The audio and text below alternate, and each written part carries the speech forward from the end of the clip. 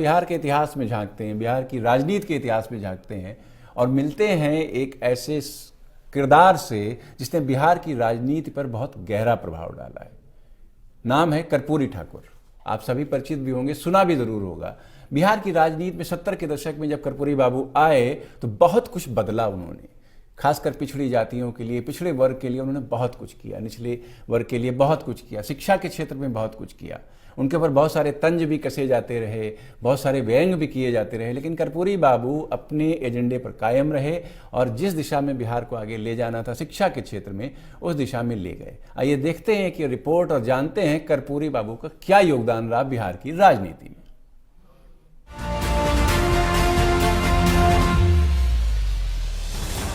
1990 की बात, बिहार में खगड़िया जिले में पड़ने वाले अलौली में लालू प्रसाद यादव का एक कार्यक्रम था।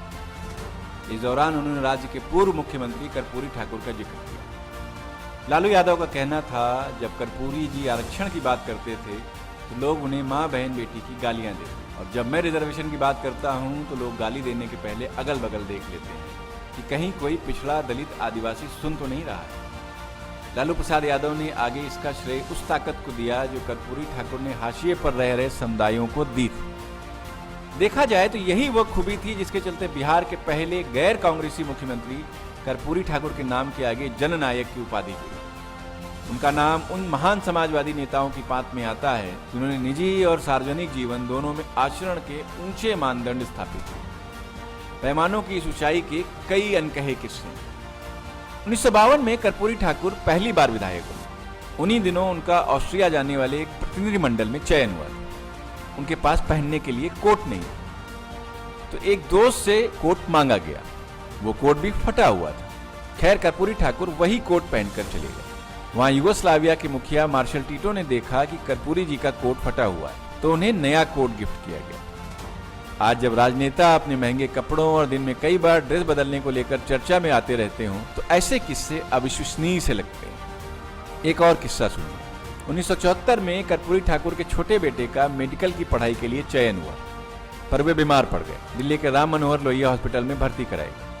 हार्ट की सर्जरी होनी। इंदिरा गांधी को जैसे ही पता चला, एक राज्यसभा सांसद को वहां भेजा गया और उन्हें एम्स में भर्ती कराया। इंदिरा गांधी खुद भी 2 बार मिलने गई। इलाज के लिए अमेरिका भी भेजने की पेशकश की। कर्पूरी ठाकुर को पता चला तो उन्होंने कहा कि वे मर जाएंगे, पर बेटे का इलाज सरकारी खर्च पर नहीं कराएंगे। बाद में जयप्रकाश नारायण ने कुछ व्यवस्था कर न्यूजीलैंड भेजकर उनके बेटे का इलाज कराया। इस तरह के थे कर्पूरी बाबू। एक और किस्सा भी है। प्रधानमंत्री चौधरी चरण सिंह उनके घर गए। दरवाजा इतना छोटा था कि चौधरी जी को सिर में चोट लग गई। पश्चिमी उत्तर प्रदेश वाली खांटी शैली में चरण सिंह ने कहा, कर्पूरी, इसको जरा ऊंचा करवाओ। जवाब आया, जब तक बिहार के गरीबों का घर नहीं बन जाता, मेरा घर बन जाने से क्या हो।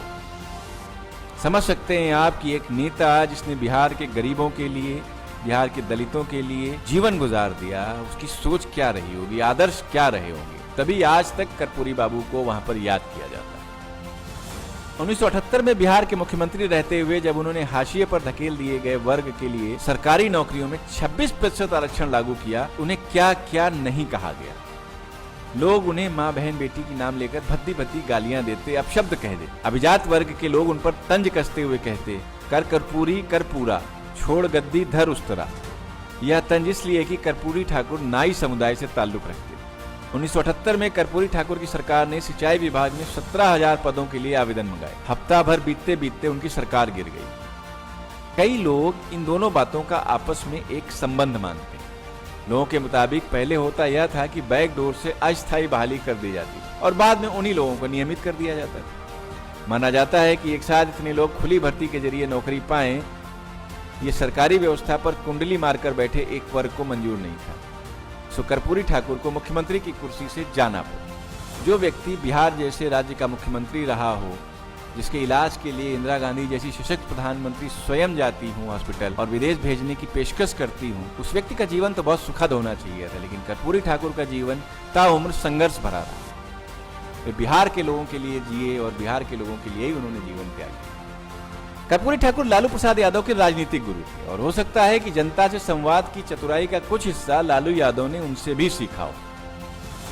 इसका अंदाजा एक किस्से से भी लगाया जाए। अपनी मृत्यु से 3 महीने पहले कर्पूरी ठाकुर एक कार्यक्रम में शिरकत करने अलौली गए थे। वहां मंच से वे बोफोर्स पर बोलते हुए राजीव गांधी के स्विस बैंक के खातों का उल्लेख कर रहे थे। भाषण के दौरान ही उन्होंने धीरे से एक पर्ची पर लिखकर पूछा कि कमल को अंग्रेजी में क्या कहते हैं। लोक दल के तत्कालीन जिला महासचिव हलधर प्रसाद ने उस स्लिप पर लोटस लिखकर कर्पूरी जी की ओर बढ़ाया। इसके बाद उन्होंने कहा, राजीव मने कमल और कमल को अंग्रेजी में लोटस बोल। इसी नाम से स्विस बैंक में खाता है राजीव गांधी का। कर्पूरी ठाकुर जब मुख्यमंत्री थे, उनके प्रधान सचिव यशवंत सिन्हा थे। वे आगे जाकर वाजपेयी सरकार में वित्त और विदेश मंत्री बने। एक किस्सा है कि एक दिन दोनों अकेले में बैठे थे। कर्पूरी ठाकुर ने यशवंत सिन्हा से कहा, आर्थिक दृष्टिकोण से आगे बढ़ जाना, सरकारी नौकरी मिल जाना, इससे क्या यशवंत बाबू आप समझते हैं कि समाज में सम्मान मिल जाता है? जो वंचित वर्ग के लोग हैं उनको इसी से सम्मान प्राप्त हो जाता है क्या? नहीं होता है। आगे उन्होंने अपना उदाहरण दिया।